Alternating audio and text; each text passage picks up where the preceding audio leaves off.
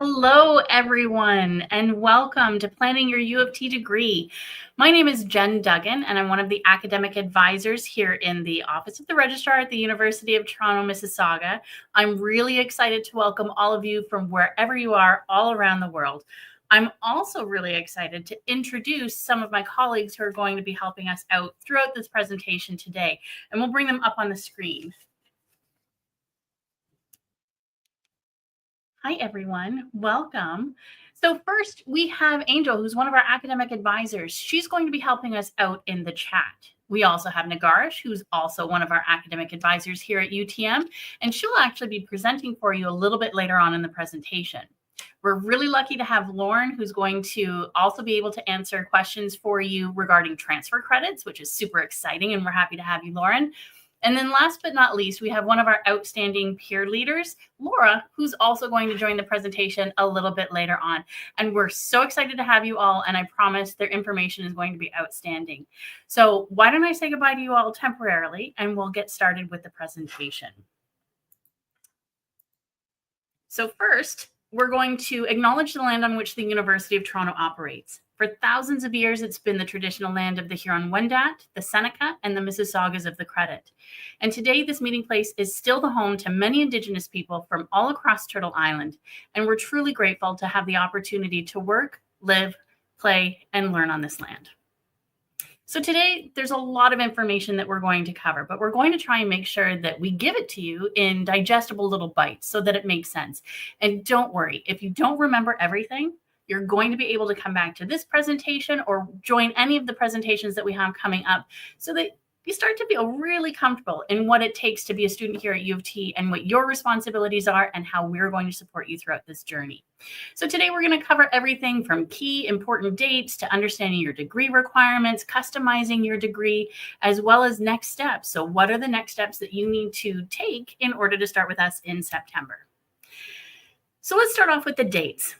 Course enrollment dates. This is important. This is where you're actually going to be able to enroll in your courses for September, and that's for the entire academic year.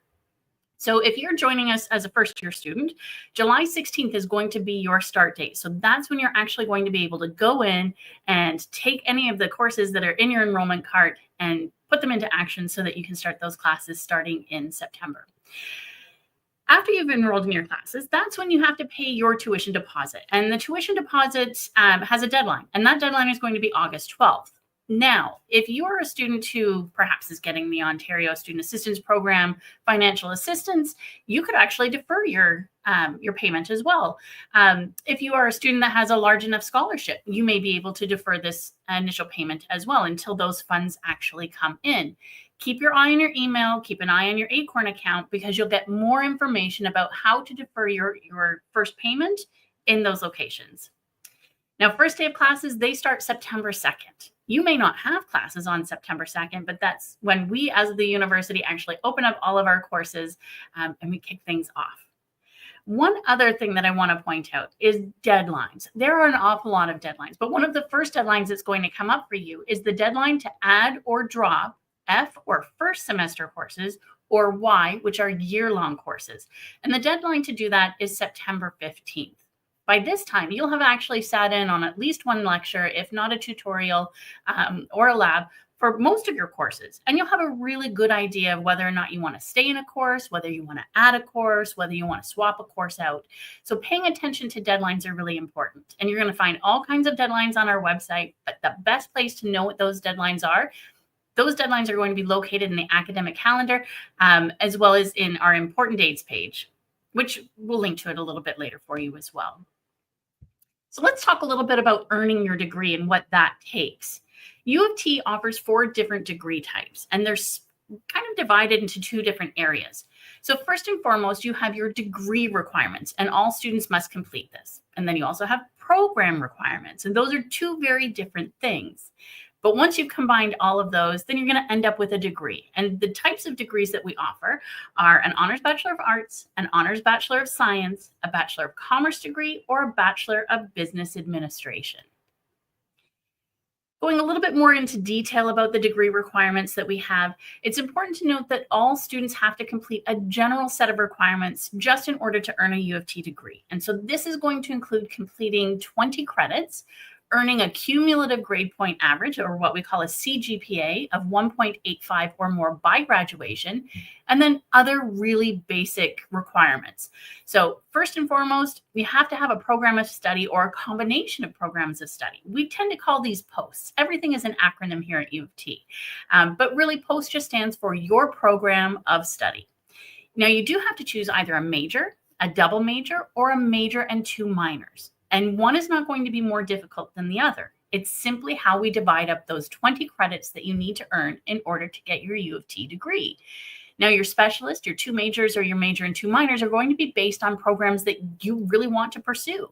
So you have a big hand or a large hand in trying to create a degree that you really want to have, just based on your interests and based on your passions. Now, the second thing that you have to complete are your distribution requirements. Every student at the university must complete 1.0 credit in the social sciences, 1.0 credit in the humanities, and 1.0 credits in the sciences. And this is what we call the distribution requirements.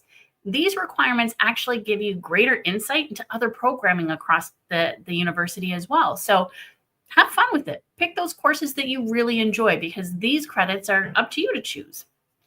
We also have those 20 credits that I was speaking about. And when you're looking at those credits, at least 13 of those credits need to be at the 200 level or higher, and at least 6 credits need to be at the 300 or 400 level. Now, to be clear, when you're thinking of the 100, 200, 300, and 4 level courses, all you really need to know about them is that 100 level courses are introductory courses. Anything above that is going to kind of increase in, I guess it's rigor. So 200 level courses will be a slightly more advanced than 100 level courses, and 300 level courses, again, slightly more advanced than 200 or 100. And of course, 400 level courses will be even more advanced. So you don't necessarily want to jump into a 300 or 400 level course if you don't have some knowledge of that field from previous courses. Now, your programs of study, I did mention this just a few minutes ago. What I really want you to pull from this is that there are a lot of different programs that you can study. And so you want to take the time to explore them. There are over 180 different programs that you can choose from. And so that means that the programs that you combine are going to be really tailored to you and what you want to study and what you want to get out of your degree. So we have the specialist degree. And of the 20 credits required to graduate, a specialist degree will make up anywhere from 10 to 18 credits. So that could be half of your degree, or it could actually be a little bit closer to the full degree in one particular program area. Now, a major, out of the 20 credits, anywhere from 6.5 to 9 credits will be in one particular program area. If you're doing a double major, that means 6 to 9 credits in one program area and 6 to 9 credits in another program area. When we look at your minor, that really just means that anywhere between 4 and 4.5 credits will be tailored to one particular program area or field of study. And combined, they'll make combined with either another minor or even with a specialist degree. There's lots of ways we can combine things for you. This is how you're going to build that program of your dreams. Now, customizing your degree, you can really specialize and focus on either one program, or like I said, you can combine different program areas up to 3 different combinations. And this really allows you to diversify your interest and your goals.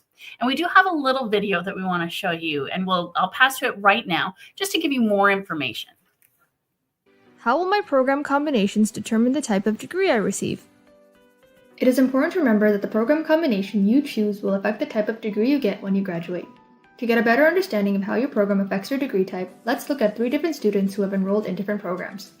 Our first student has enrolled in a chemistry major, which is a science program, and a biology major, which is also a science program. The degree she will receive is an Honors Bachelor of Science. Our next student has enrolled in a history major, which is an arts program, as well as a philosophy minor and a sociology minor, which are also both arts programs. Therefore, the degree he will receive is an Honors Bachelor of Arts. Our last student, on the other hand, has enrolled in an English major, which is an arts program, and a psychology major, which is a science program. In this case, he has a choice of either receiving an Honors Bachelor of Science or an Honors Bachelor of Arts. So as you can see, there are lots of different combinations that you can create, and you can actually explore ahead of time. You don't need to know what combinations you want right now. Your whole first year is all about exploring, but it's really exciting to be able to try and figure out what kind of a degree you want based on the areas that you want to study, and it's awesome to know that you've got a little bit of flexibility. Now, as I said, you don't need to know, you don't even need to confirm what kind of degree type you want by the time you graduate. As we get closer to graduation, we're going to follow up with you just to confirm what type of degree you actually want to have. So now we're going to take a look at choosing your programs. It seems a little bit more complicated, I think, until you start hearing from advisors and hearing from fellow peers. But really, we want you to explore. We want you to prepare to get into programs, and then eventually you're going to have to apply for them. And that typically happens at the end of your first year, or if you've got 4.0 credits. So when we talk about exploring, it's really just going through the academic calendar. It's taking a look at the 180 different programs that we happen to have and that we're offering, and just seeing what really suits you, what you want to pursue. The next thing you do once you've decided on the programs you want to pursue, you have to prepare to get into those officially for your second year. And what you have to do with that is either make sure that you're taking the right courses or you're getting the right grades. Sometimes it's just having a passion to get into that particular program area. And then, of course, you're going to have to apply. And again, like I said, this happens towards the end of your first year or when you've got 4.0 credits. And we'll go a little bit more in depth into this in a little bit. So right now, what I would like to do is throw over to Nagarish to come in and just share some more information with you. All right. Hi, everyone. So I'm Nagarish. I'm an academic advisor at the university, but I'm also a recent alum. So I'm just coming on here to share some of my own insights and experiences about planning your academic journey at UTM. Looking back, one of the best resources that I used was our academic calendar. So I'll pull up the academic calendar here. One of the best parts about the academic calendar is it's a one-stop shop for everything you need to know about program entry, what courses to take, completion requirements, and other university policies. So in terms of programs, you'll see there's a list of program areas here. I was a chemistry major. So for example, if we were looking, what do I need for the chemistry major? We would go find it. It'll detail the different programs available. And if we click on chemistry major, you'll see it outlines the prerequisites, what courses you should be taking, and other important details. So as incoming first-year students, this is so important for how to go about planning your first year and making sure you're on track for both your program and your degree. The second aspect of the calendar that's super useful is this course search feature in the corner. So as Jen mentioned, course exploration is a big part of your first year at UTM. So you're able to search by courses that suit your interest or just by the different filters. So I'm a big movie person. So if I look up movies, it'll populate the different courses available. In your first year, one of the biggest perks, at least for UTM, is that you have flexibility to explore. I would strongly encourage you to take advantage of that and take courses outside of maybe what you're admitted for or what you're thinking of doing. There's so many students who come into UTM thinking they're going to pursue one program, but after taking some courses, they realize there's a new field that they really like. I was one of these students. I took a first-year forensic science course, fell in love with the field, and ended up adding a forensic science minor to my degree. If that doesn't convince you, what one of my professors had said is, when else are you going to be able to take a course? So when else would you be able to take a course on monsters or mafia movies? As you can see, the academic calendar is such a useful tool, and it's something you'll use throughout your undergrad at UTM. You can use it. I just used a paper and pen when I was planning my courses, but we have a really good course enrollment workbook that you can use that you work with the workbook and the academic calendar to plan out your first year. I also highly encourage you to take advantage of the flexibility that you have in first year and just explore all the different courses and programs that we have. I wish you the best of luck in your first year and happy exploring. Nagarish, thank you so much. I have to agree. I love the academic calendar. I love the search function, and I encourage everybody, just go in and play with it. It seems a little daunting when you first look at it and you're like, oh, that's a lot of information. I'll never find what I'm looking for, but it's so intuitive. It's really, really easy. And it's fun to go and see what kind of courses are out there. You don't always have to study those really difficult, intense courses. Study some of the things that you absolutely love. So right now we're going to take a look at program types because this is important. And here at U of T, we have 3 different types of programs that you can eventually apply to get into. Type 1, Type 2, and Type 3. Now, Type 1 programs are unlimited. They are open to all students. You don't have to jump through any hoops. You don't have to have any specific grades. There are no program entry requirements. You just have to have a passion to study that particular program. Now, Type 2 programs are more competitive, so they have unlimited spaces, but you do have to meet program entry requirements before you can get into that. And so that particular program might have grade requirements that you need, or it might need you to take very specific courses. Maybe it needs a CGPA that you have to have in your first year in order to qualify for it. The key to remember with Type 2 programs is as long as you meet those requirements, you can be in the program. Now, moving on to Type 3 programs. These programs, again, are competitive, but they're even more competitive because they have limited spaces. Now, these are the programs that you really want to pay attention to, the specific courses you have to take, specific grades in those courses that you may have to achieve, and then an overall CGPA or an overall grade in particular core courses that you'll have to achieve as well. Don't let that deter you, though.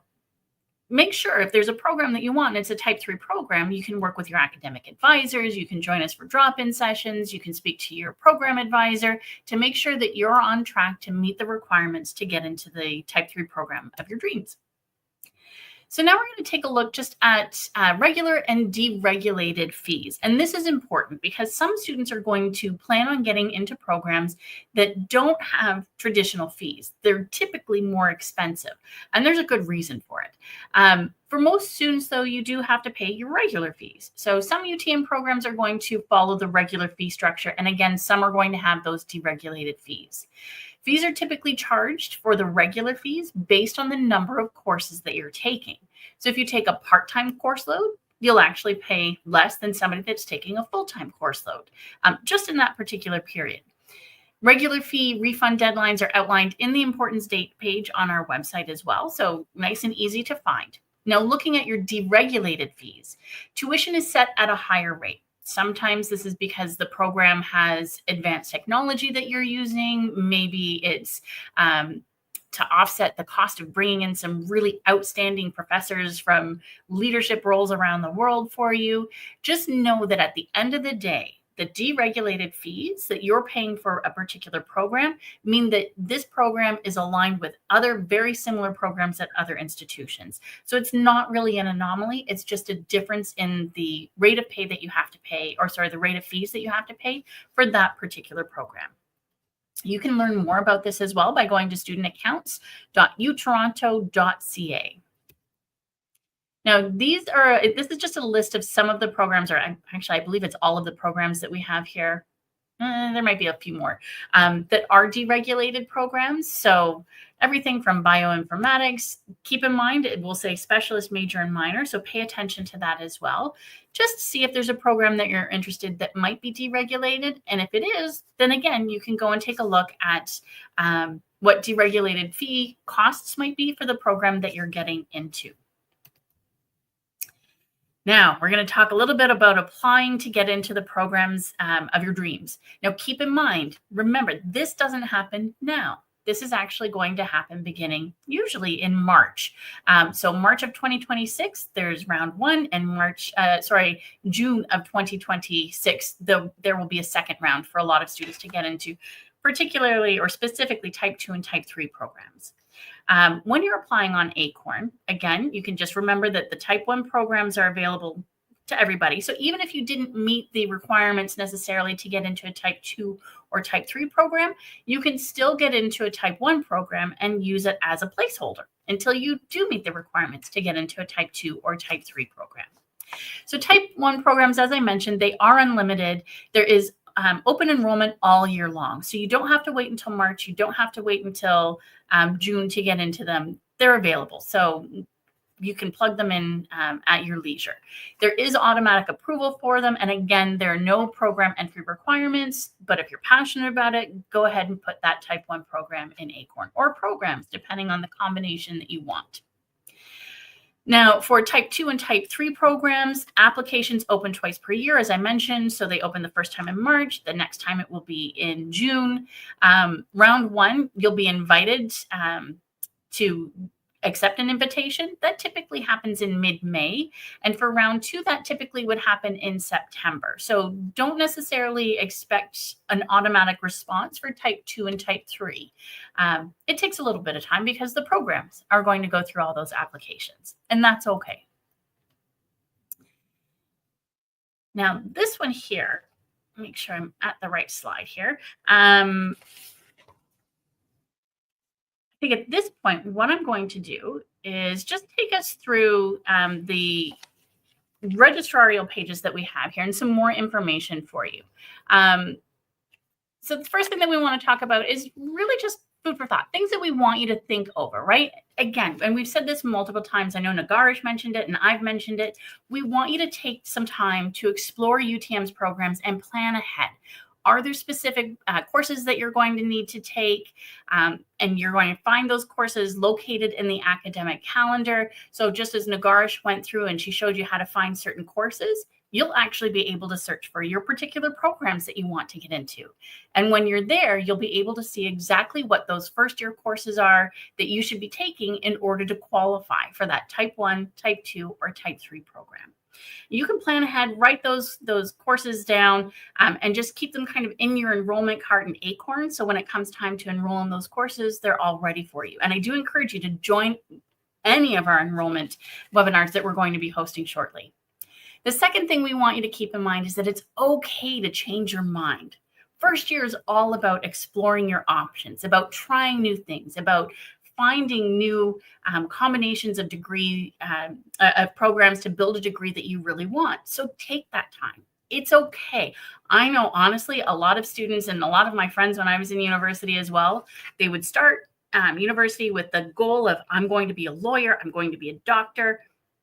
And then they took a course. And they're like, I don't want to be a doctor anymore. I think I want to be a physicist. I think I want to study English and go on and get my master's degree. Things change when you learn. So take some time to really appreciate the courses that you're in and find that field that you really want to pursue. Distribution requirements can help you explore those program areas that I was just talking about. And I mentioned it earlier when we first started the presentation that you have some time to explore. So remember, you need 1.0 credit in social sciences, 1.0 credit in the sciences, and 1.0 credits in the humanities. Great way to explore all of those different program areas. You know that you need to take those courses, so why not head over to the academic calendar and do a search in those areas that you're looking for that will fulfill those distribution requirements.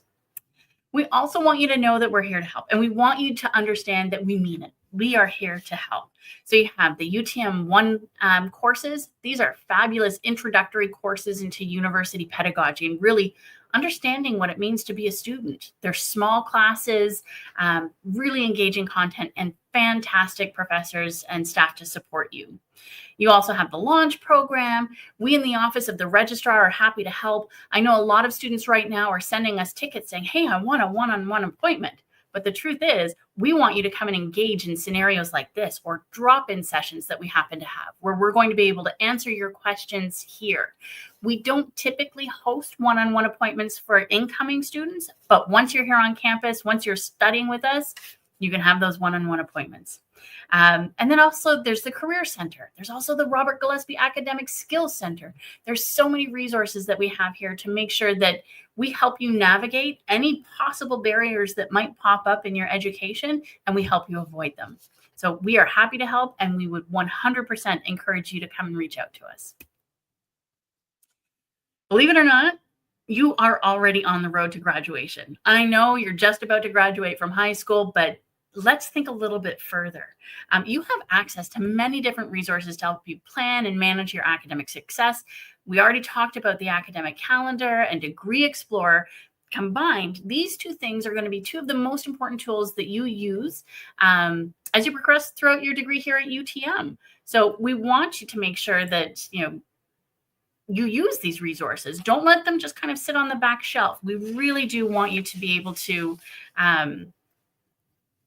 get the most out of your degree, but do it with the knowledge, like your own knowledge of what it is that you have to do. Don't wait for us to tell you what you have to do. These are your degrees. These are your programs that you're interested in. So make sure you take a hand and you have that knowledge to make informed decisions about where you want to go with your degree. So doing that, we want you to be able to check which degree and program requirements you've completed and which are outstanding. And you're going to do that by using Degree Explorer. It's fantastic. You're also going to be able to use the program option to forecast which courses you've already completed or which courses you're planning on completing in any given semester. And there's all kinds of supports. We do have a really great video on Degree Explorer, lots of how-tos as well to help you out. But I think what I want to do right now is actually pass things over to Laura to give you a little bit more information. Hi, everyone. My name is Laura. I'm a fourth-year student specializing in sociology. And when selecting my courses and organizing my time at UTM, I've relied heavily upon Degree Explorer specifically. Degree Explorer is an online tool that allows students to track their process, compare their completed courses and their in-progress courses with their degree and program requirements, and remain informed throughout the course selection process. While Degree Explorer is an essential tool that you can use throughout your academic journey at UTM, it is particularly valuable for first-year students. Through using Degree Explorer's planning function, you can create a long-term plan pertaining to how you want to structure your time at UTM. So this will allow you to create a personalized academic plan that accounts for your degree and program requirements, your anticipated completion timeline, and your interests. So while planning ahead for your completion of your degree may initially feel like overwhelming, the planning tool will allow you to edit and change your plans in accordance with your preferences. So it is important to keep in mind that your academic trajectory at UTM is flexible. As such, the Degree Explorer Planner tool will allow you to make multiple plans. This will allow you to select courses in a manner that maximizes flexibility, while also ensuring that your degree requirements and your anticipated program requirements will be fulfilled. As a fourth-year student, the flexibility provided by the Degree Explorer Planning tool, alongside with Degree Explorer's progress tracking features, has allowed me to stay informed when switching my program.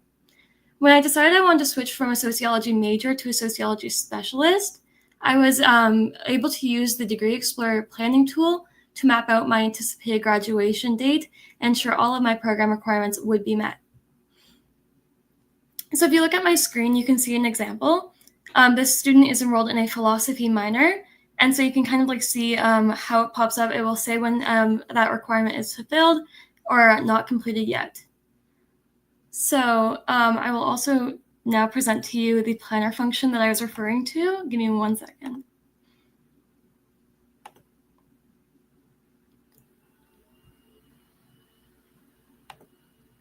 Here we go.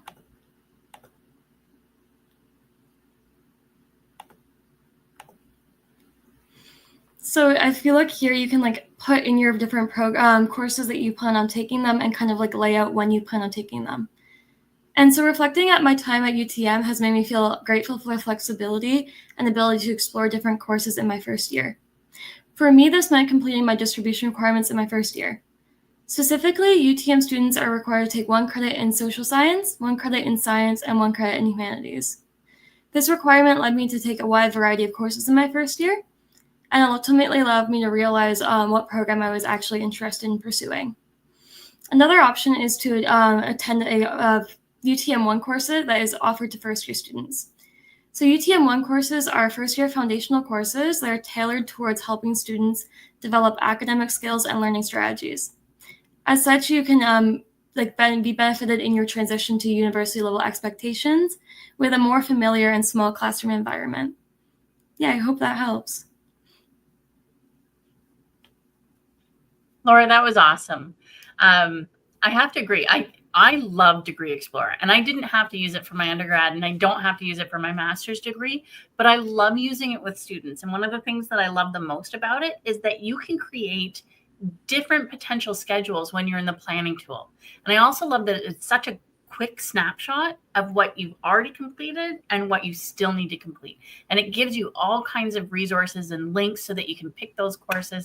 It's just great. It's a wonderful tool. And thanks for sharing. Of course. Okay, so now we're going to move on. For those of you that are joining us as transfer students or you're getting transfer credits, this next little bit of information is really for you. So transfer credits are typically awarded for courses completed at other recognized post-secondary institutions where course content is equivalent to that of a similar UTM course. If you're a transfer student, check out the following resources that we have on the screen right now. So there's the transfer credit guide, and this is going to give you step-by-step transfer credit information. It's going to give you FAQ options and lots more information. Also pay attention to the new student enrollment workbook and then course enrollment for new students video playlist as well. So we do have the link here. I'm going to leave this up for 2 seconds. So if you want to take a screen grab of it or you've got your phone out, go ahead and take a snapshot of it. Lots of information available for you. And if you have any questions, don't forget, we have Lauren actually in the chat. She's waiting. She's going to take a look at your questions. And if you want to post your questions there, we'll let you, we'll have somebody answer them live for you. Okay. So on that same theme, let's take a look at supports for international students. UTM's International Education Center. I cannot tell you how awesome this center is. They offer free immigration advising, free programming support for all international students, and this is going to include all of these things. So immigration advising, transition support and programming, the university health insurance plan. So if you're joining us from anywhere else around the world as an international student, all of these things are going to be so incredibly helpful for you. They do have very specific international immigration advisors. So if you have a question between now and September, or even once you get here about study permits or visas or anything like that, it's the International Education Center that you really want to reach out to. And you do want to connect with one of those immigration advisors because they have the answers to everything for you surrounding those areas where the rest of us, we don't have those answers.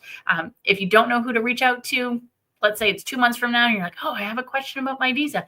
Feel free, reach out to us in the office of the registrar and we'll provide you with the contact for them.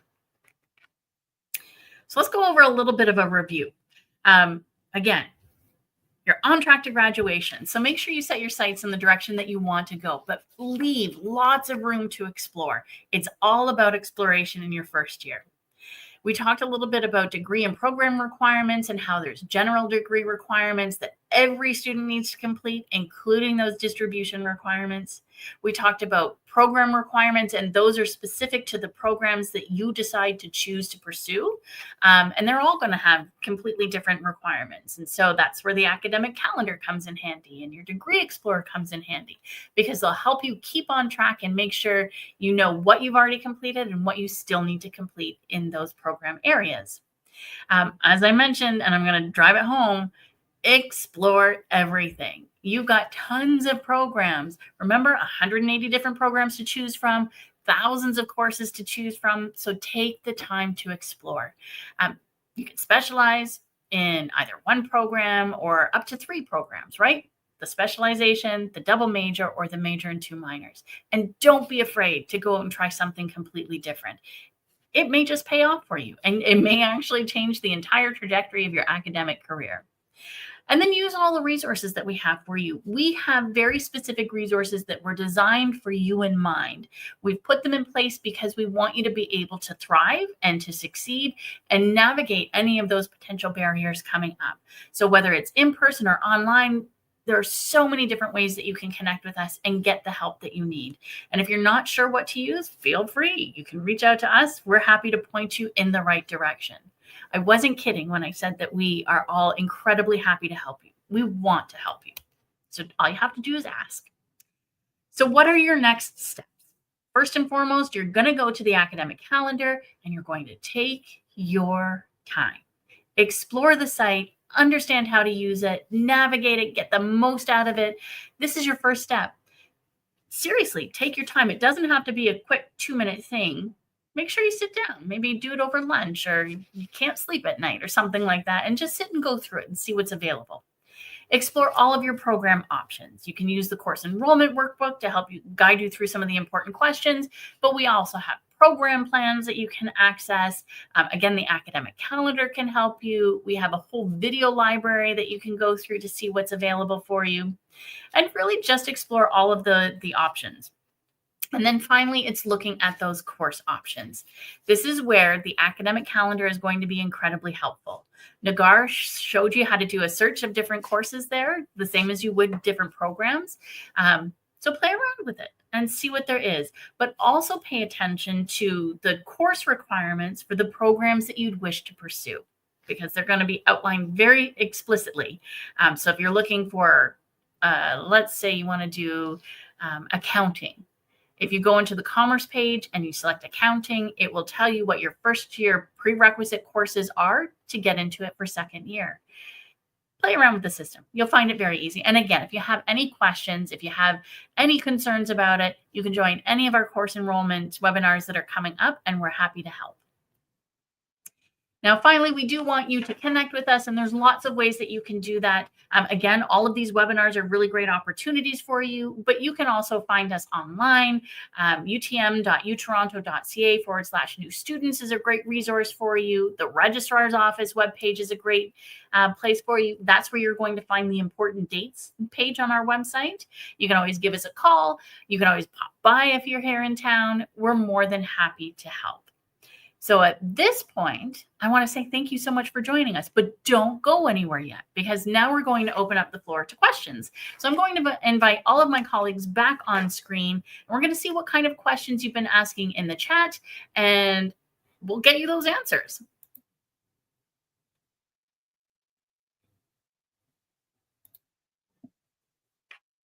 Hi, everyone. Okay, question 1. This is coming from Amy. If a program has a specific percentage grade noted and you got less than that percentage, would you automatically get disqualified? Wondering for the St. George campus as well. So if a program has a specific grade requirement, and so I'm imagining, Amy, that what you're asking about is getting into post. So let's say, for example, Commerce has a requirement for your math grade in Math 133. I'm just throwing a course code out. And you have to have a 63% average, but you got a 59% average. Would that disqualify you from getting into the program? And essentially, yes, you need to meet the program requirements. So if they've explicitly told you what grade you need, you really have to meet that. Now, take a deep breath and just know that you are not going to not be able to get into that particular program if you didn't get the grade requirement the first time. It is absolutely possible to retake the course. And what I would encourage you to do in a scenario like that is that you join us for one of our drop-in sessions. And then one of our advisors can go through the process with you about retaking a course, maybe applying a second attempt at credit course. We'll give you all kinds of information and different ways to hopefully get back into the program that you want to pursue. Hopefully that answered your question. Now, St. George, what I would recommend for that as well, because I can't really speak to the processes downtown at the St. George campus or even at the Scarborough campus. So I'm going to encourage you, reach directly out to the academic advising office that they have in the Faculty of Arts and Science. It's a simple Google search. U of T has done a really great job at making sure that everything is really Googleable for you. So you're just looking for the registrar's office in Arts and Science, and then you'll be able to ask your questions there. Okay. Does it matter for post which semester you take the required courses in? That's a really great question. Sometimes it matters and sometimes it doesn't matter. Sometimes the courses that you take are going to be prerequisites for another course. So you might have to take a prerequisite course in the first semester, and then you can follow up with other courses in the second semester. But the academic calendar and the timetable builder will both tell you kind of the order in which you have to take them. That being said, remember you've got distribution credits. It doesn't really matter when you take those distribution credits. Some students take them all in their first year. Some students spread them out. Some students won't take them until their last year. But those are degree requirements, not program requirements, and they don't necessarily have a prerequisite. If they did, we'd make sure you knew about it. And feel free, team online too. If you want to jump in and add anything, by all means, go right ahead. How many courses would you recommend taking per semester as a first year? I have my own opinion, but I think what I'd like to do is I'm going to throw it both to Laura and Anagarsh, because you're a recent grad as well. Why don't you give some of your own personal recommendations? Laura, you want to go first? Yeah, sure. So I think it's kind of up to you and what your preferences are. For me, I've done 3 credits my entire degree, 3 credits in each semester, and that's just what works for me, especially if you're balancing a job or other life maybe requirements, things you have to do outside of school. It's just nice to have that work-life balance for me, but it's completely up to you and your preferences. Yeah, I agree with Laura. It really is a personal preference. In my first year, I kind of played around with it. I took 4 courses in my fall term, and then I took 5 courses in my winter term to kind of figure out which one worked for me.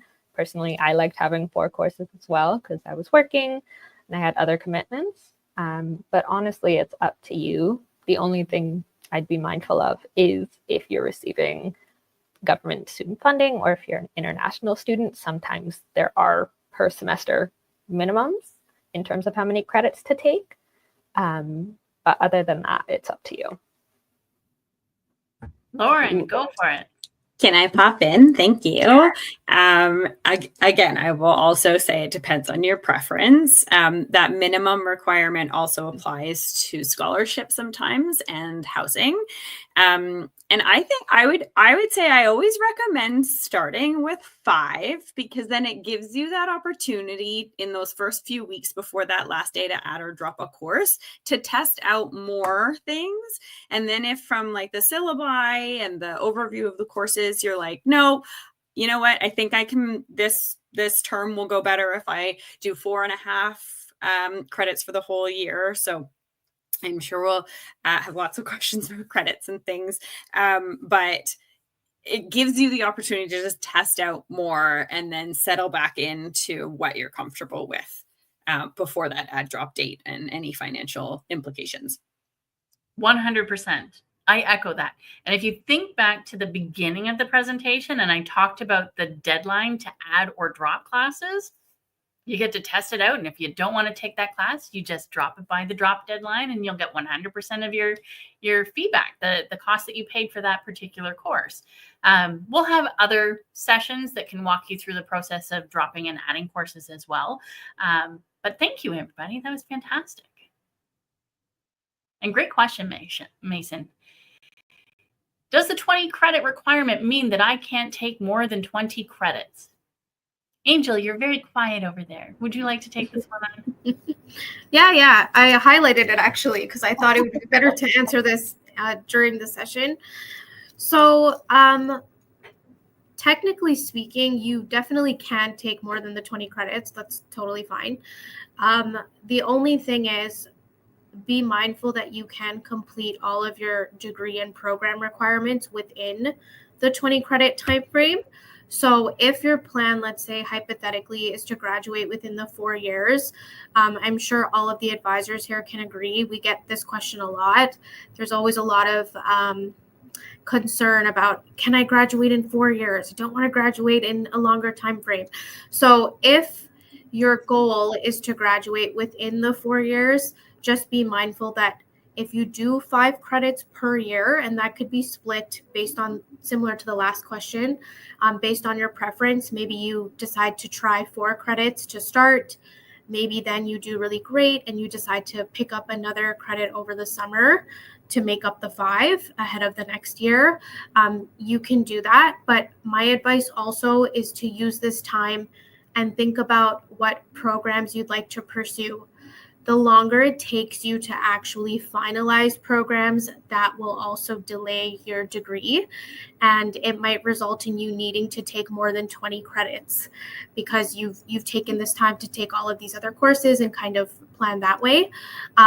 So you can take more than the 20. Sometimes we see it. That sometimes happens. Let's say a student ends up trying for a program, maybe let's say commerce, hypothetically, this is another popular one. And then maybe a student doesn't make it into commerce because that program's type 3. It's it's competitive. Meeting the minimum requirements doesn't guarantee admission. And then maybe you decide to pivot afterwards into a different subject post, maybe like the economics major, where some of the credits you've taken before don't typically apply, right? It just depends. That's an example off the top of my head. But yeah, my advice is try and prepare, apply to all the programs you're interested in. So try and prepare for all of them. And then at the end of your first year, you can make a decision and you can hopefully finish your degree within the 20 credits. So, yeah. Absolutely. Thank you. Okay, it's a clarity question. Just to be clear, for Type 2 and Type 3 courses, we meet the requirements based on the courses and grades we achieve in first year, right? Basically, yeah. As long as you're taking the right courses in your first year, and you're going to find those in the academic calendar, yeah, that's what you have to meet those requirements. But also keep in mind as well that Type 2 and Type 3 courses, Type 2 and Type 3 programs are each going to be very specific. So they're going to have, some of them are actually going to have, requirements that say that these courses must actually be taken here at UTM, or transfer credits will not be assessed to get you into this particular program. So just read the academic calendar very closely to make sure that you're actually meeting the requirements. And I will say, this kind of goes back to what Angel was mentioning earlier about, apply for everything and you can make a decision at the end.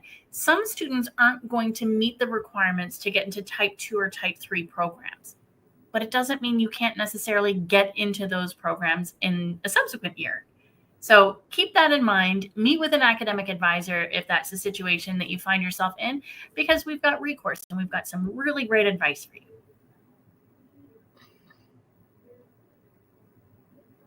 Do you have to take a humanities, social, or science course all in your first year, or can it be throughout your degree? I personally would recommend trying to get it somewhere, at least some of them in your first year, because again, it's all that exploration. But I've known students that waited until the very end and they kind of saved their science distribution or their humanities distribution to the end because it wasn't their strong suit. But I say rip the Band-Aid off, explore what you can. If you've got room in your first year, go ahead and do it. But what do the rest of you think? I just want to add a comment here. So, to answer the question, as Jen had mentioned, you can complete it throughout the degree if you want. But it might be a good idea to kind of strategize. So, again, maybe just use them as a way to explore. But then also, the reason I would maybe say, if, let's say, science isn't your strong suit, maybe it's better to try and finish that off in the first year, because if you end up applying to a graduate school later down the road, they might end up looking at the last 2 years, the last 3 years of your degree. And if the science credit didn't go too great, but you still passed, you still got the credit, and you're meeting the distribution requirement, the graduate program might not even look at that first year with that credit involved. So maybe just strategize. I know for me, I also graduated from UTM. I did not like science. I've never liked science. It's not really my strong suit. So I always found science courses to be quite difficult. And I tried to finish that science distribution requirement in my first year. So I didn't really have to think about it later on in my degree. If anyone else has a comment to add, maybe you, Laura, because you're a student. Yeah, so I did all 3 of my distribution requirements in my first year. I originally wanted to be a psychology major, and I took that course thinking that would be not only fulfilling my distribution requirements, but making me want to go into that program. And I really switched gears after that.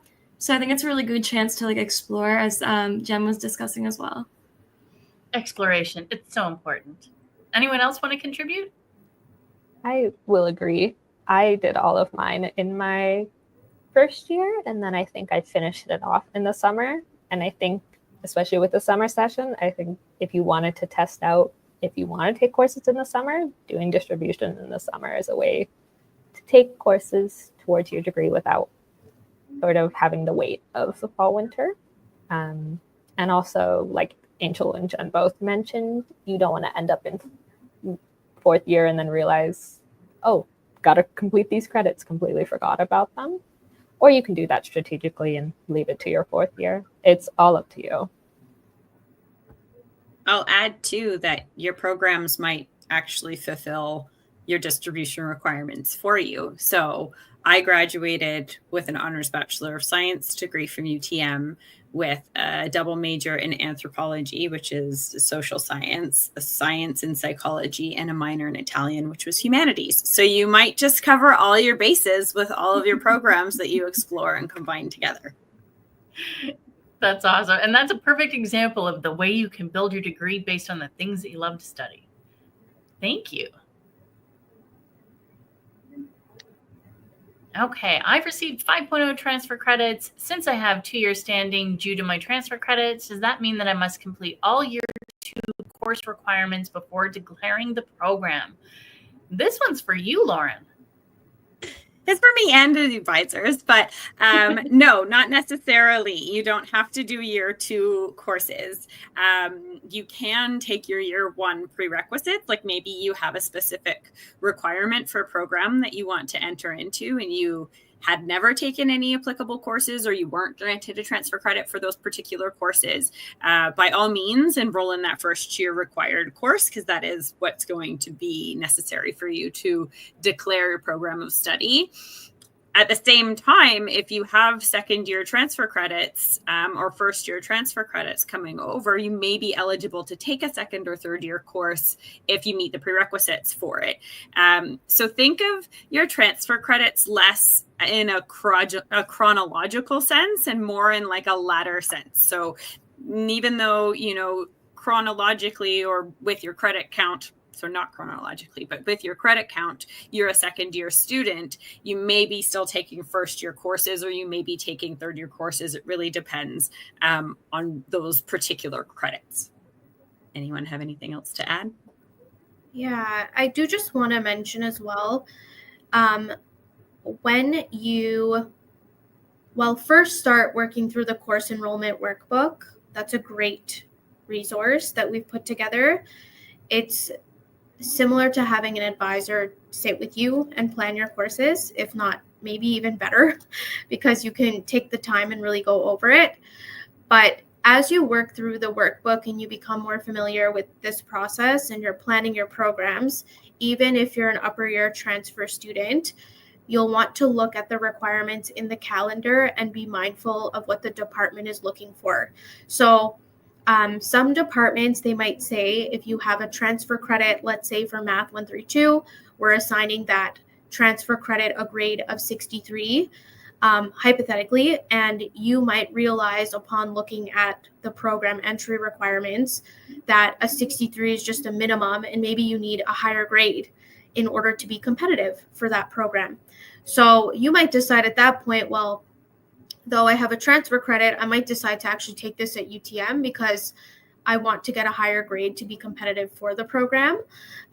Some programs might say that they won't even look at a transfer credit depending on the program. Maybe they want you to take the UTM course and that's all they'll consider. So that might change your plans as well. Some might actually say we accept the transfer credit and that's it. You don't really have to do much else beyond taking whatever UTM course you're missing. So it's really important to check the calendar and be extremely mindful of what the department is asking for. That's great. Thank you. Just curious, do you need a prerequisite to enter first year courses, even if your conditionals don't need specific grades in specific subjects? That's an interesting question, David, and thank you for asking that. You may actually find in the academic calendar that certain courses have a high school prerequisite. So, for example, maybe you're looking at getting into courses in chemistry or courses in biotech or something like that, and they're actually asking that you've got grade 12 advanced functions and calculus and vectors as a prerequisite. If you don't have those high school courses, then the department will typically withdraw you from those classes. So you may have a prerequisite. You may also have co-requisites or anti-requisites, and you'll be able to find more information in Degree Explorer, or sorry, not Degree Explorer, in the Timetable Builder as well, which will be really helpful. What I'm going to encourage you to do, and anyone that has similar questions, is join us for any of our course enrollment workshops that we're going to offer, because we will actually touch a bit upon things like this so that you know where to find the prerequisites or the anti-requisites or the co-requisites. So David, I hope that temporarily answers your question. Does anybody have anything else you want to contribute to this one? No? Oh, I Okay. think that was great. Yeah. Thank you. Am I allowed to transfer from the CCIT program to the computer science program after completing my first year? Also, as a first-year CCIT student, can I enroll in computer science courses like CSC 108 or CSC 148? Who would like to take this one on? So I think the student is saying, and please, you can include it in the chat if I'm correct in my interpretation. I think what you're saying is that you were admitted to the CCIT admission category and you'd like to pursue a computer science program instead. Is that what everyone else has gathered from this question? That's what I'm thinking they're asking. That's what it looks like to me. Yeah. So yes. I believe for the 26-27 calendar, the requirements will change. So this would be the last year. Please correct me if I'm wrong, my team here. This would be the last year for you to follow those entry requirements and then apply by the end of your first year. So you'd be looking to apply then 2026 spring. I believe CSC 108 and CSC 148 is open. I can actually do a quick check. It might have a priority enrollment period for students that were admitted to that category to enroll first, at which point, once the category or the priority period passes, then you can try and add the course. But let me just do a quick check and see if that's the case for this year. I'm pretty sure it is. Just give me 1 second. Yeah, so CSC 148, if you go to the Timetable Builder application, maybe we could put a link in the chat. I did include it while Jen was presenting. So for CSC 148, it does have a P enrollment control, which means that priority is given to students in the admission category of studies in computer science, math, and stats to enroll first. And then the course will become available to other UTM students on July 23rd at 6 a.m., at which point, because you've been admitted to the CCIT admission category, you can go ahead and try and enroll in those required courses at that point. But I would try for sure to give it a go this year, but have a backup as well. So you've been admitted to CCIT, maybe that could be one of your backups. So taking those required courses.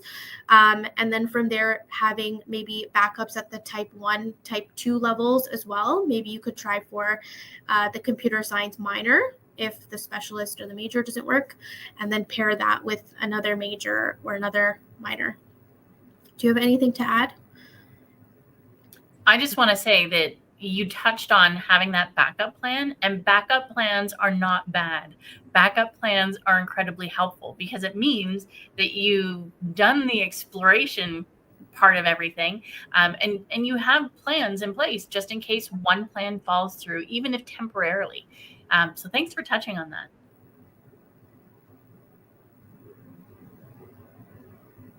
So far, I've taken 16 courses at my current school. If those courses all transfer over, would I only need 4 courses left to graduate? Lauren, I'm going to throw this to you as well. Thanks. So we're talking courses, which is tricky because we have a 20 credit degree and not everyone counts credits the same way. Not all institutions count credits the same way. And so a few things. Most universities in Ontario, if not Canada or abroad, have a residency requirement, meaning that you do have to complete half of your degree at the University of Toronto to obtain a University of Toronto degree. So the maximum number of transfer credits we allow anyone to transfer over with is 10. So that would be a 10 transfer credits coming from your previous institution and 10 credits that you'd be completing at the University of Toronto to obtain your degree. The other thing is 12 or 16 courses may not actually mathematically count to 16 credits. So it really depends on how they're coming over. So at most, students will receive 2 years worth of transfer credits, anywhere between, half a credit and those 10 transfer credits. Awesome. Thank you. I'm an IB student, so would I have the opportunity to transfer credits if I receive 5 or more in my higher level subjects? Lauren, again, this is for you. You're so popular today. Yes.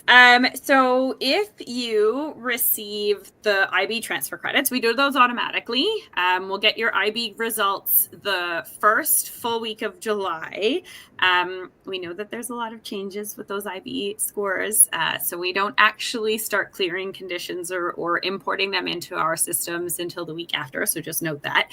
And then we do our transfer credit assessment at the end of July, early August. There is a maximum of transfer credits that we award for the high school curriculum, and that is 3.0 credits. And so if you were eligible to receive, let's say you did more than those 3 credits worth of IB courses that would have transferred over, we'd award you a certain number of IB transfer credits, but hypothetically, if there was some other course that you wanted instead of one that we awarded you, we could swap them out for you. So we can't give you more than the 3, but what those 3 are is very flexible. And so you could contact us to swap them out. Just note that we are typically awarding them as best we can to align with your program area or your subject of major interest. And so we're already taking that into consideration when they're being awarded. Excellent. Thank you very much. If I complete 4.0 credits by the end of the fall semester, partially through transfer credits, would I wait until the end of the winter semester to apply to a Type 3 program? And the short answer is yes. When you're applying to a Type 2 or Type 3 program, remember that there are 2 periods that you can actually apply in. The first one will start in March, and then you'll receive a decision and be able to accept it. I believe that happens in April or May. And then the second round starts in June. You'll receive a decision in August, and you'll accept that decision in September. So for a Type 2 or Type 3, you have to wait until those periods are over. For Type 1, you don't have to wait. And also remember, you have to have 4.0 credits for the Type 2 and Type 3 program. Am I missing anything, anyone? Is that good? Yeah. Okay. I will just advise you as well, though, attend one of the course enrollment workshops next week, because we're going to go over this during one of those sessions. Perfect. So please attend. And I will say as well, we are going to offer all kinds of workshops that happen throughout your undergrad degree. And yearly, we put on the applying to your subject program of study or your subject post, and nobody really shows up to them. So don't be one of those people. Show up to them, because at that point, we'll walk you through the process as well. Don't just stop learning with us here. Learn with us all the way through, because we have tons of really, really helpful information for you. And avoid Reddit. Just come right to us. We'll give you the real answers. If someone wants to apply to a specialist program, how will they fulfill the distribution requirements if that specialist program only fulfills, for example, science? The great thing is your specialist program is going to only have a specific number of credits. So you're still going to have some room within those 20 credits to go ahead and take the 1.0 social science and 1.0 humanities credit. So there's lots of flexibility there. You just have to find the courses that you really want to take that will fulfill that. If you're doing the double major or a major and 2 minors, as Lauren mentioned, it might be a little bit easier to fulfill them all. But if you're doing the specialist degree, you just have to make sure that you remember to pick courses that will fulfill those. Yeah, and also remember as well, your degree, it's made up of like two large components. So the programs, they do make up a large part, but your credits to complete the programs, that doesn't include everything, right? There are specific degree requirements that you have to complete as well, which would include those distribution requirements. And I believe it was Nagarish who went over the Degree Explorer tool and how to use it, or it was Laura, one of the two. But either way, it's a great tool for you to actually track your progress. And as Lauren mentioned, sometimes you'll see if you complete a course for your program, it's also going towards completion of a degree requirement as well. And that doesn't just apply to distribution requirements. But you don't have to memorize it. Just go through Degree Explorer. It's the best tool, and you can actually see concretely the courses you're taking, how they're applying. Absolutely. I'm going to add to some programs will have course requirements that cover other distributions. So using myself again, I did forensic science as a minor program, and a lot of the courses I had to take were mainly science, but there were some social science courses within that program as well. So you can take a look at what's there. But like Angel said too, part of it is your degree is taking electives to get up to the 20 credits. Yeah, and we want you to enjoy your degree as well. Can I add? So there are a number of wonderful courses and opportunities for you to participate in that can also complete these distribution requirements. So let's say you decide to take a course maybe at St. George over the summer, and that 1.0 social science credit could potentially fulfill that distribution requirement here at UTM for you. There's also a summer abroad program here at UFT, so you can earn a full UFT credit by studying somewhere else in the world. I did a few of those when I was a student here at UTM, and I loved it. So just keep in mind that the degree is also meant to be fun, right? So this is what these courses are for. They're here for you to explore and enjoy part of the degree as well.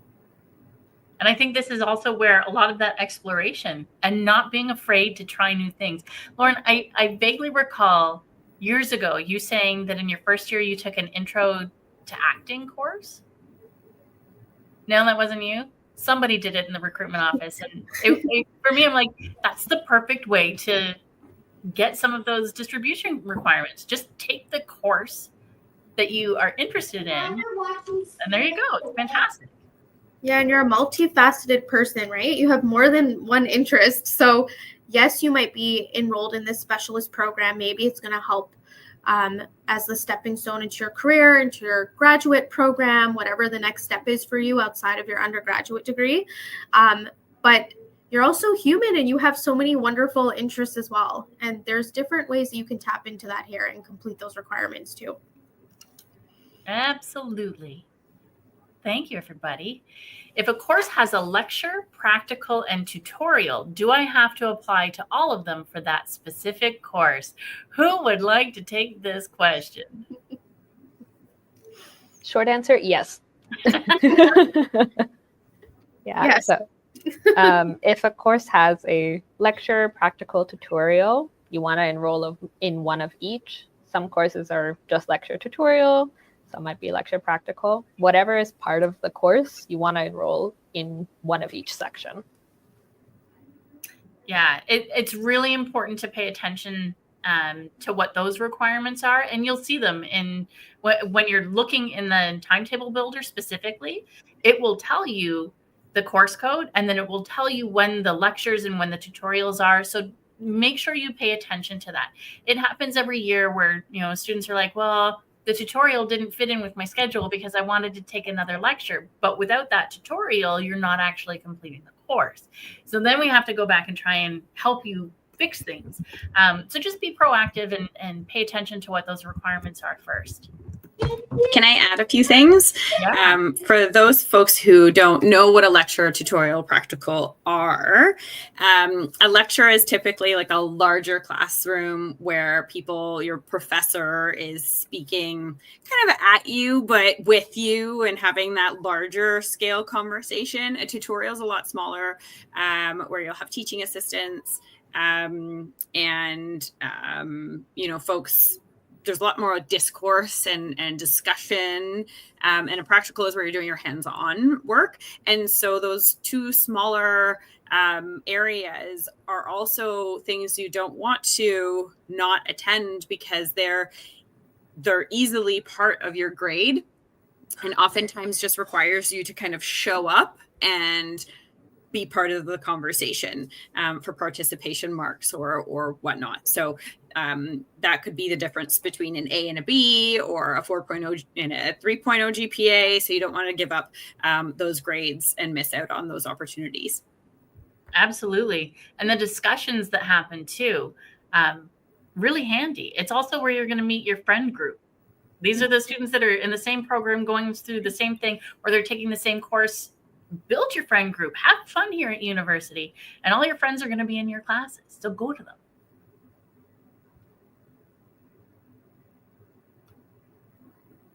Where can I send my high school transcripts, and do I need to wait for my diploma marks?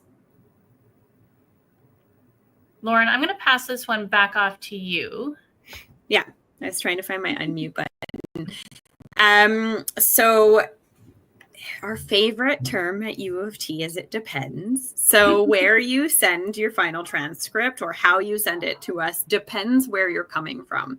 And for that reason, I will refer you back to your Join U of T portal. So every admitted student has a table in their Join U of T portal under the link where you have accepted your offer. So you click on that little blue accepted, and then it says your admissions checklist. And that will indicate when and where and how you're going to send your final transcript. You should, if we're waiting just for your final transcript, yes, we should wait until you have formally concluded your studies, because your final transcript will often require your graduation date on it. So we need to see that, yes, you finished your courses, but also that you have matriculated from high school to clear the conditions to come to university. Excellent. Thank you. I transferred a credit from an AP course. Where can I check if it's been successfully transferred?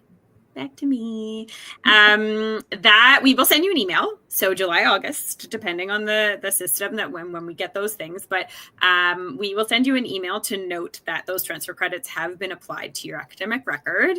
You can see them in Acorn and you can see them in Degree Explorer. But there is I'm going to call it not a caveat, but a strange little quirk about our systems is that you have to be registered to see them. So you have to have made a payment to your studies for them to be visible on your complete academic record. Until that time, so if you're just in that invited registration status, they won't appear to you. But once you're registered, they will be there. So watch out for the email. And you can be rest assured that if it's on the website, you will receive that transfer credit. And you are always welcome to reach out to our transfer credit team to ask about it as well. Yeah, and I'd also just like to add as well, by invited. So if you're wondering, where do I even find that? Like, what are we talking about? If you go on Acorn, this is a great time for you to look at your dashboard, and you will see an invited status if you've been admitted. What that means is you have an invitation to enroll in courses as a first-year student or upper-year transfer student, whatever the case is for yourself. Once you have enrolled in your courses, as Lauren mentioned, you'll be required to make either a minimum payment to change that status to registered, or if you have applied for OSAP or you're receiving a scholarship that covers the minimum payment or more, then you can defer your tuition fees, and that will also change the status to registered. We have all of this information explained in the fall-winter registration guide. I did include a link to that in the chat. It's on the screen too, which is great. Thank you. So Become familiar with the dashboard. It's really important. You'll want to see the invited status. And then again, you'll want to be mindful of when do I defer my fees depending on my case, or when do I pay for that minimum payment. And that should change the status to registered. So it's important to know where to look for this. And what Lauren mentioned is that once it changes to registered, that's when you'll be able to see those credits on your complete academic history, which is also accessible through Acorn. So bookmark Acorn. That's the lesson here. That's a good tip. Should I consider future career opportunities? Will that affect my course selection process? What if I'm considering more than one career path? You are eager. I say it's a good idea to consider your career path, but remember, your first year is all about exploration, right? And you're going to have different opportunities to meet with the Career Center to try and discuss additional opportunities. One thing that I love about students coming through university is that when you start, there are a whole bunch of different careers that you could get into. But what will happen throughout your time here in university is some of those careers will disappear and other careers will pop up and take their place. So again, keep your options open. If you're thinking, I would like to be a doctor, and therefore I'm pretty sure that I should be taking something in the life sciences. So I think I might be leaning towards biology for health sciences, then sure, careers can help kind of advise what courses you're taking, what programs you might be applying into. But I also think that you don't always have to pick based on a career. There are some students that start off saying, I just want to be rich when I graduate, so I've got to go into a field that's going to net me some money. And then they don't like the courses and they're not thriving. And so they completely change their mind. I say take into consideration, and this is just my own personal suggestion, I say take into consideration the things that you love, the things that you're good at, where you might eventually like to end up, but then keep an open mind when you're in your first year. So have an idea and kind of focus on a program that you want to get into, but also keep that open mind and try new things, because you might change your mind. You might change your trajectory. Anyone else? That's what I did, actually. So when I was a student here at UTM, I, at the time, was like 18, 19. I had no idea what I wanted to do outside of university. I thought, how am I supposed to make this decision now? This is like very heavy. So my approach was more, what do I think I'm good at? I'm going to explore. I used the distribution requirements for that. And I remember taking Sociology 100, the Intro to Sociology course.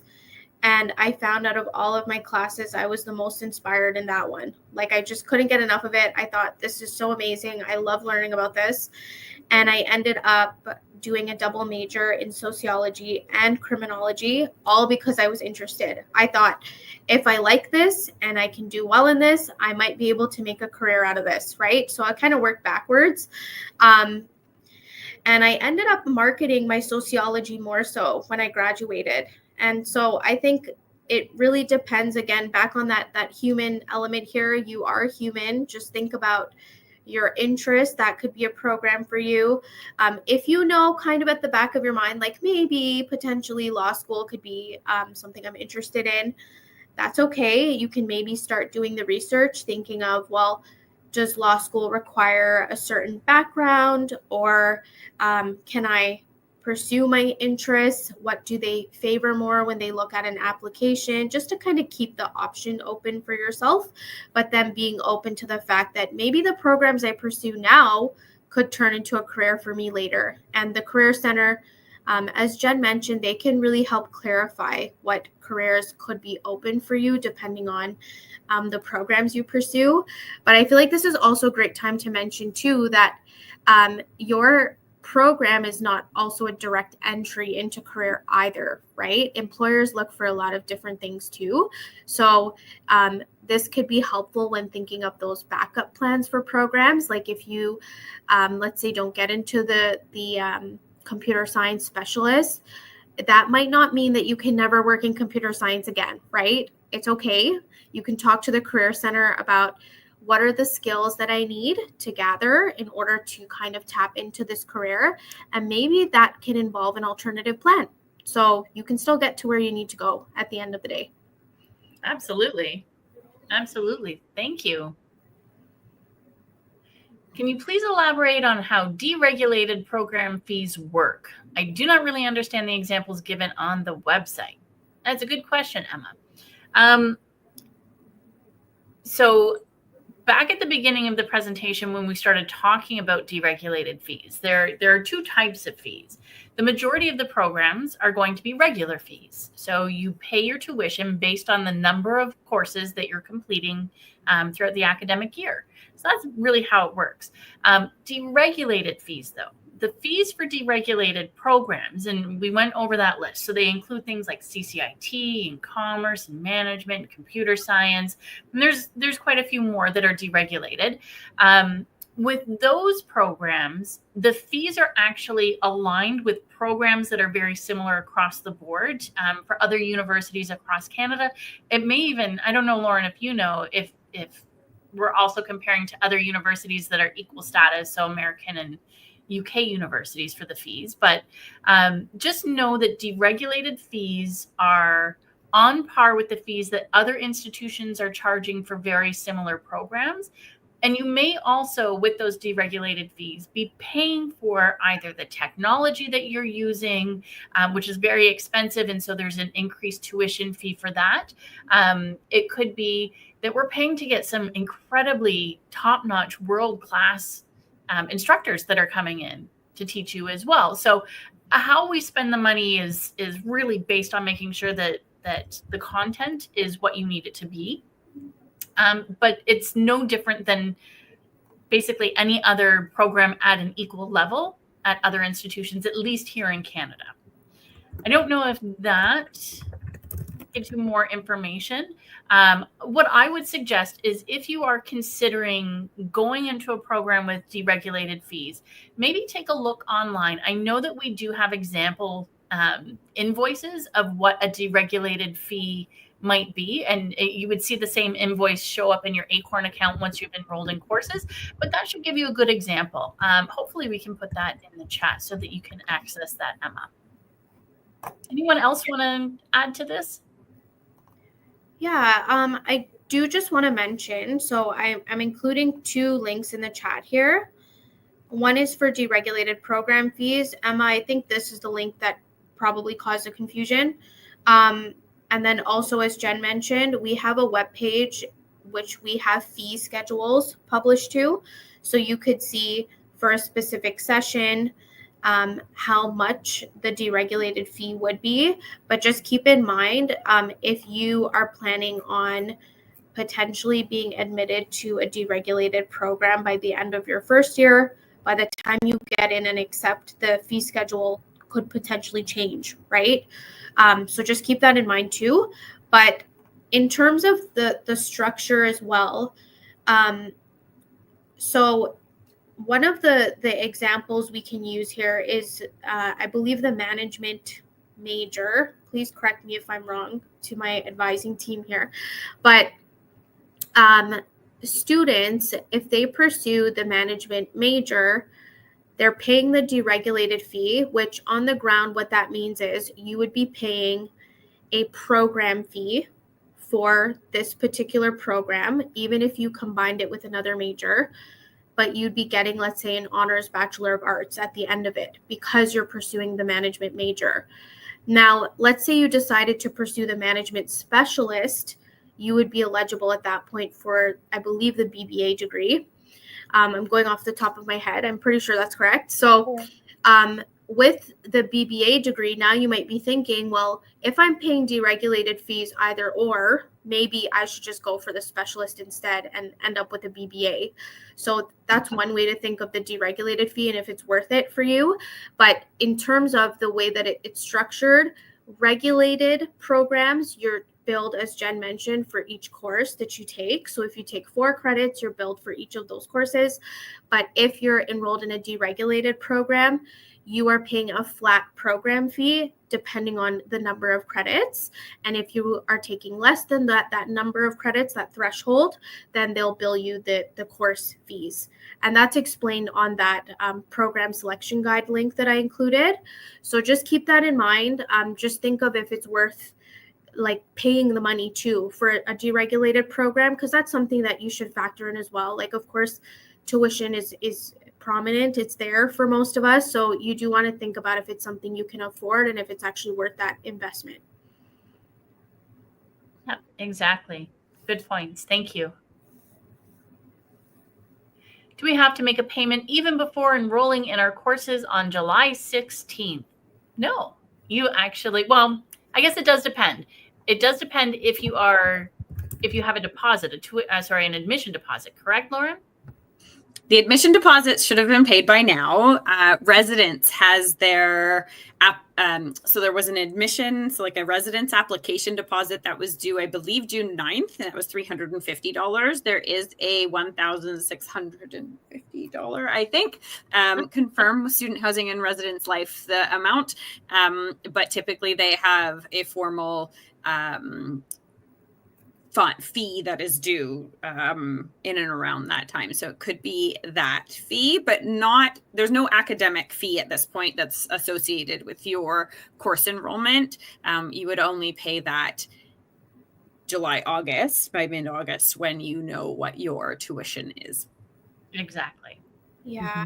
On the fall winter registration guide, it does say, so if you are not deferring your fees. So if you didn't apply for OSAP, let's say, or you have a scholarship, once you enroll in courses on July 16th, at some point the invoice on your ACORN will update and it'll show you what is outstanding for tuition. It says on the website that you do have to pay the minimum payment by August 12th. So I hope that answers that concern there. Now, once you make your payment, the reason we want to meet the deadline is because the bank is not going to process this immediately in that moment, right? It's going to take some time for the payment to reach your account here at UFT.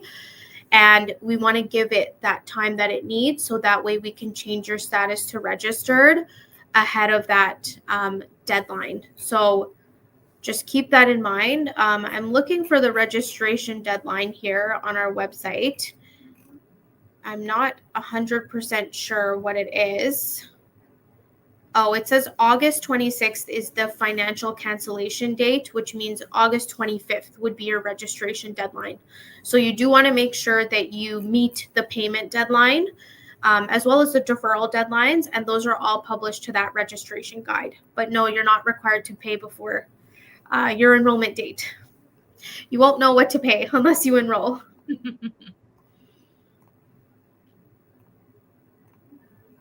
So can we not see transfer credits that have been approved until we make a payment? Yes, depends. That's my favorite answer.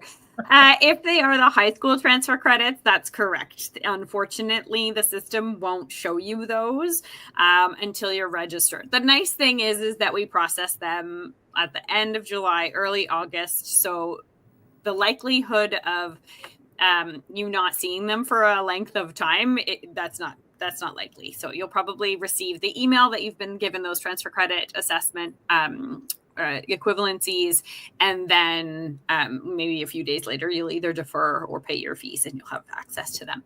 If you are formally transferring from another post-secondary institution, you will receive a formal letter with the transfer credits that you've been awarded. And that all happens through your Join portal as well. So the transfer credit application and uploading outlines for our team to review and to send to the subject matter experts in the academic departments, and the formal letter, all of that gets loaded into your Join portal to review. Perfect. Thank you. If I'm doing CCIT as one major and another in psychology, does it mean I have to fulfill both program required courses in the first year? Yes and no. So yes, if you want to get into those programs by the end of your first year, but if you don't meet the requirements in the first year for one of those programs, you can always do a major in CCIT and be admitted into that. Choose a type 1 program as your second major, just so that the system allows you to roll in courses for your second year. And then you can work on meeting the requirements for the psychology major during your second year and then apply at the end of second year. This is not something that you really have to worry about now. I would say for now, just think about picking those required courses to get into the programs that you're most interested in. And again, you may change your mind. But don't worry about what happens if you don't get into the programs just yet. We've got lots of webinars and information to support you through that. I would also recommend, why don't you join us for one of the course enrollment webinars that we're going to be hosting over the next little while. You may find that you get a lot of relief in joining those sessions because you're going to be given a lot more information.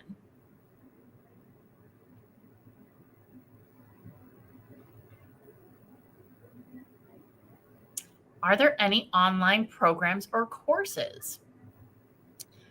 I can't think of any online programs. There will be some programs that are, some courses that are offered online, but everything is in person now. So I would say the number of online courses that are offered are small compared to the number of in-person courses.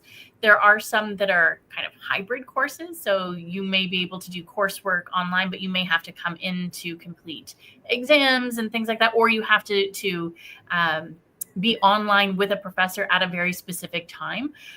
The reason I want to bring this up is because I know that there are some students who would prefer to stay essentially in, let's say, their home country, for example. Maybe you're in Ireland and you're like, I don't really want to come to Canada right now. I think I want to stay here. I'm nice and comfy. There are no programs that can support that, and not a lot of courses that would support that either at this point in time. I know that there may be students that have a delay based on their receiving their study permit. We will be in touch as well to tell you when kind of the last day is that you should arrive here at U of T. So keep your eyes open for that. If you are an international student, for example, and you're asking questions like, can I take my program online because I don't know if my permit's coming in? We'll be reaching out. So just keep an eye on your emails. Lauren, do you know if anything would be going through Join U of T or for that topic? It'll come. Yeah. Any information, it's usually a team of us from the International Education Center Admissions and Advising who works with students who may not be able to arrive to UTM for the first day of classes, but we will reach out via email. So please make sure that your email addresses are up to date. When you get your T card, you'll get a UT email account. You need to go into Acorn and make sure that that is updated. If you haven't, this is like a whole other sidebar, but if you haven't been able to obtain your U of T email and your current email with the university is your school email account, please contact the Student Recruitment and Admissions Office directly. We can manually update your email address so that you are receiving information over the summer. There are countless times where students have their school emails in their accounts and they don't receive any emails that we've been sending them. So please, please, please make sure you update that. And yes, we will share information about who to connect with and the process to take if you don't believe you're going to be able to arrive to Canada and to UTM for the first day or so of classes. Perfect. Thank you. I will also add, if you want to know what courses are going to be offered online, you can actually head to the timetable builder and you just want to select the fall winter session, and then you can explore. You can actually filter everything to see whether it's in person, online fully, when they're offered. So you can take a look at that. And again, you're going to learn more when you join us for the course enrollment workshops.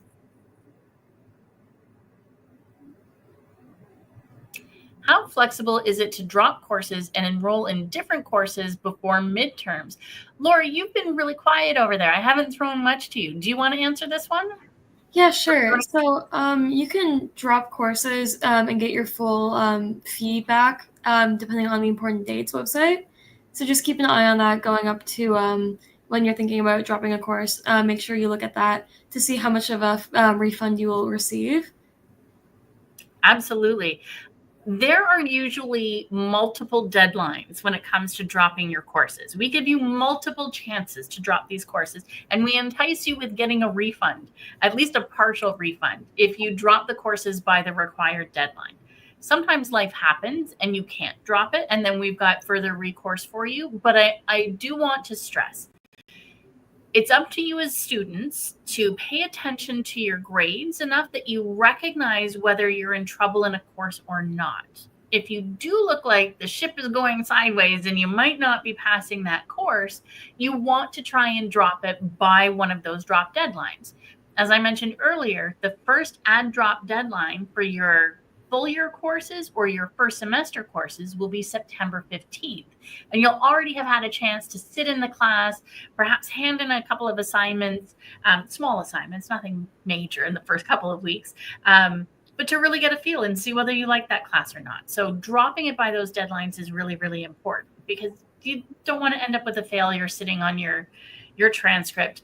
And if you have any questions, just pop by the office of the registrar. You can ask at the front desk. You can drop an advising session.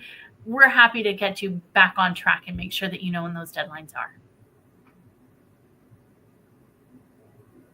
Do you think a half-year course is better than a full-year course? Who wants to answer this? I can answer it. Sure.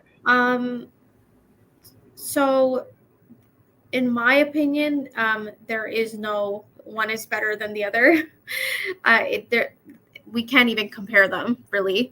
It just depends on why you're taking the course, what you need the course for. So let's say you need a half credit course to apply to a program.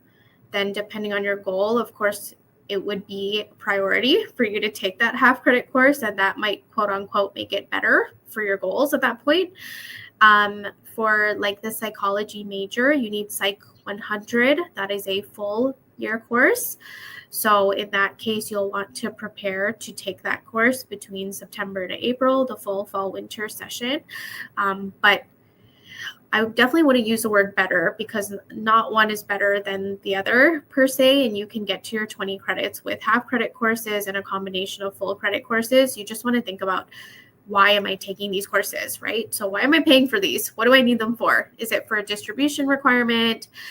Is it for a program requirement? Is it to complete my degree requirements or like an elective? Yeah. Remember, 2 half credits is a full credit. When the maths, it all works out. So you pick what you have to pick. It might be a requirement, or it might just be because you really like the course and you want to take it. On the academic calendar, what's the difference between completion requirements and enrollment requirements? Which section do I look at to enroll in first-year courses? That's a good question, Noor. So when you're in the academic calendar, and I'm trying to imagine it right now in my head, completion requirements, actually, we're going to start with enrollment requirements. So enrollment requirements, when you're looking at the program that you want to get into, let's say it's computer science, it will say enrollment requirements include, and they'll give you maybe a couple of different courses that you have to complete. And then they might tell you that those courses must be completed with a minimum 65% average, for example. So then you know that computer science 101 and computer science 102 are required with 63 or 65% average in each course. You can tick that off once you've completed those courses and say, I've met these requirements. And as you continue down, it might tell you that you need to have a very specific CGPA to get into the course, and that all of the classes that you're taking, or your 4.0 classes, credits must be taken at UTM. I'm just throwing information out here to kind of demonstrate it for you. Those are the requirements. Now, the completion, as you look further down the page, it will tell you what courses you should be completing in your first year, your second year, your third year, and your fourth year. Generally, most programs are going to give you that. And they'll give you a list of different credits that you can choose from. They'll tell you how many credits you can choose from. And if you look at the academic calendar, and eventually once you're in your programs, you look at your Degree Explorer, you'll see that they pretty much match up, and they will help you track your completion. So enrollment is to get into the program when you're applying at the end of your first year, and then completion is to make sure that you meet all of the program requirements to complete that program.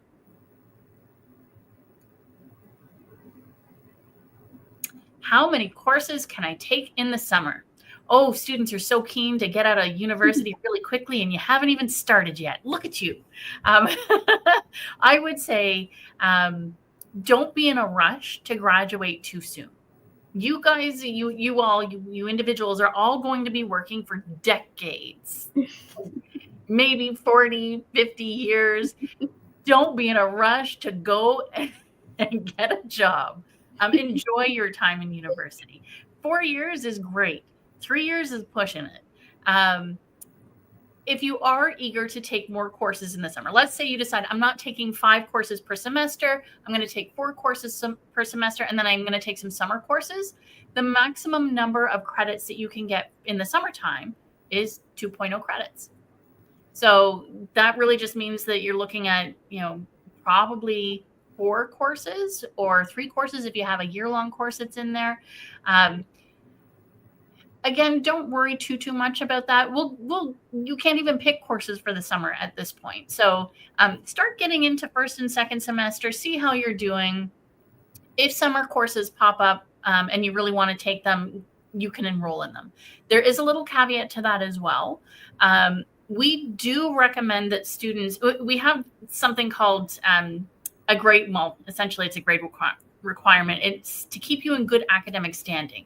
And to be in good academic standing, you have to have a CGPA of a 1.5, which is, it's pretty good to achieve. If you fall below that, you'll end up on what we call academic probation. And I don't want to scare you. It's just a red flag saying we've got to bring your grades up.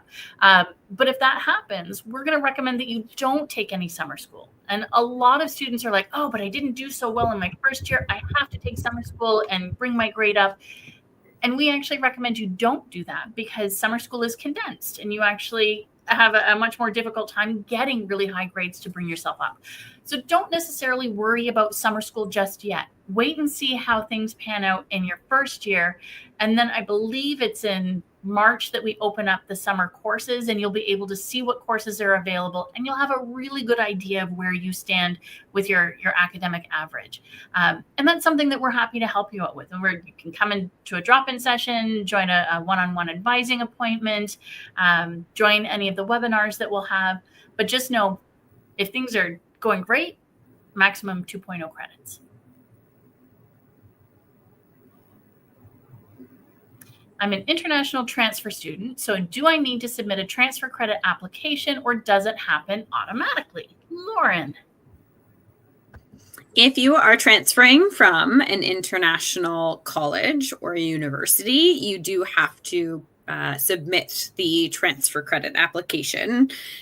If you are transferring or anticipating that you receive transfer credits for the secondary or high school assessments that we have, so AP, IB, GCEs, a selection of those curricula, you do not have to apply for a transfer credit assessment. The best way to tell if you do is to go into your Join portal and look in your accepted page, so in your offer page, in your admission checklist. If you are required to submit the transfer credit application, there will be a link there, a deadline, and instructions on how to do that. I do want to mention, sorry, I think the student was mentioning that they're an internal transfer student.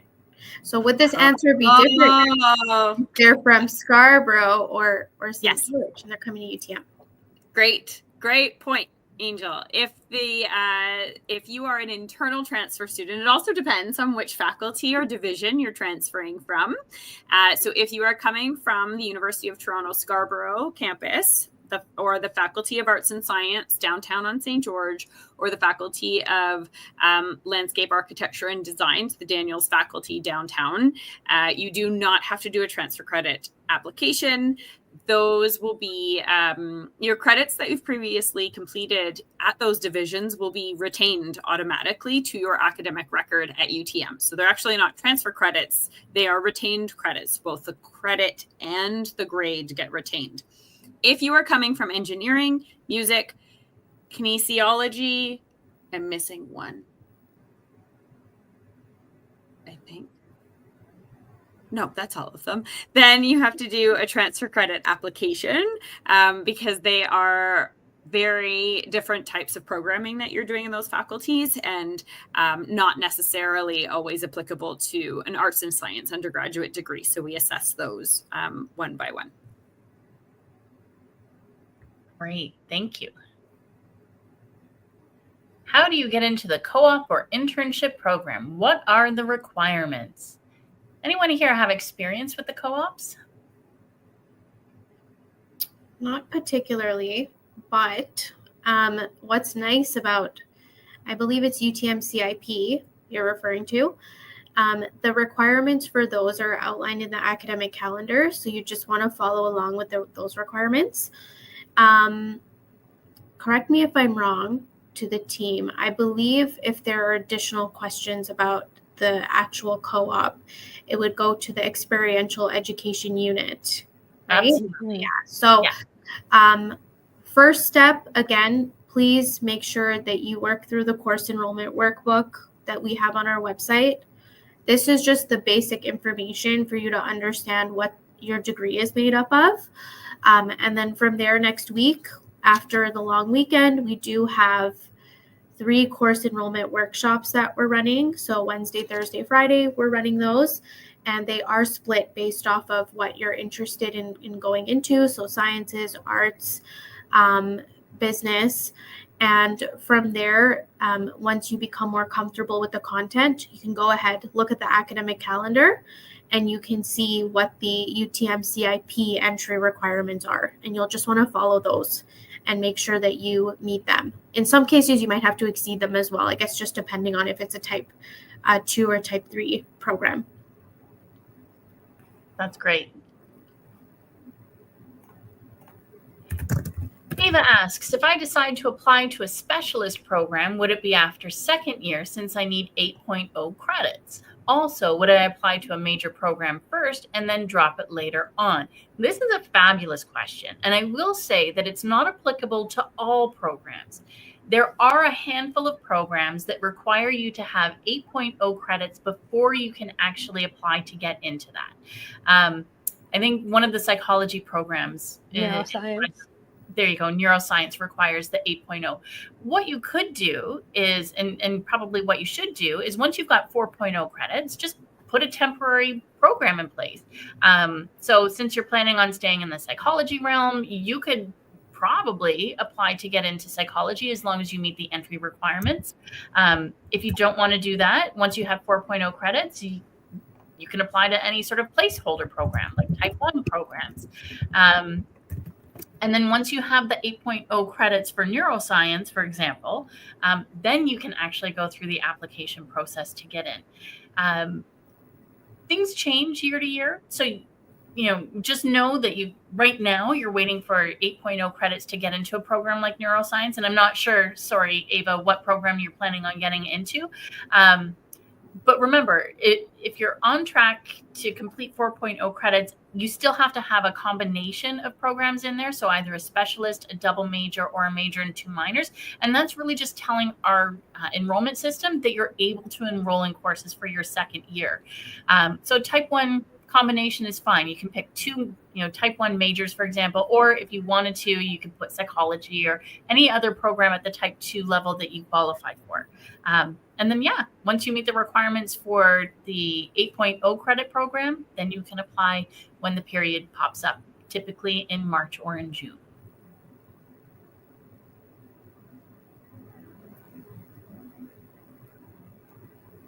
Is this presentation going to be posted? I hope so. I don't know, though. It will be. There we go. There's your answer. We're recording it, and if you have to refer back to anything, we will publish it to the course enrollment website. I know I keep mentioning this website, so I hope you bookmark it as well. It's very important that you have it. We know that sometimes life happens. Maybe you miss a course enrollment workshop or something like that. So if that's the case, you are welcome to access the recording on our website, which I'll just include that link in the chat. Yeah, on our events page as well for the Office of the Registrar, we have a repository of videos. So there's the video library, and then there's also our YouTube page. And we have tons of videos. You're going to see all of our beautiful faces because I'm certain we're all up there at some point. So yeah, you can refer to them at any time. Yeah, we try to record, I would say, all of our sessions just because we know sometimes, again, students are not able to attend. It could be like a time zone issues hypothetically as well. So just refer back to that webpage for these sessions, the recordings on those. I think they might be published to YouTube as well. That's probably where the link will go. But for the second link I sent, as Jen mentioned, these are our past recordings, mainly for our current students, but we did touch on academic standing. So if you're curious, as of this point, you can always watch one of our videos on that. We have two. There's Making the Grade, and there's one on Getting Back on Track, if you're interested. But don't overload yourself either. Let's take it one step at a time. First things first, getting into your courses and thinking of the programs that you'd like to pursue. Exactly. Okay. And that looks like that's it for the questions. So thank you all for your time. I'd like to thank everyone that joined me on this presentation. Angel, Nagarish, Lauren, and Laura, you're all wonderful. And I appreciate you and I appreciate your time. And I know our students appreciate all the information you shared. And to all of our students, thank you so much for sticking it out for almost 2 hours with us for this presentation. We appreciate you. We are so excited to welcome you in September. If you need anything, don't forget, we've got the new student advising opportunities for you. Don't worry about not getting a one-on-one appointment. We have other options for you that are going to work out equally well. On behalf of the Office of the Registrar and the University of Toronto, Mississauga, have a fabulous remainder to your day or your evening, wherever you are around the world. And we can't wait to see you next week on our webinars, but also on campus in September. Take care, everyone. Thank you. Bye, everyone.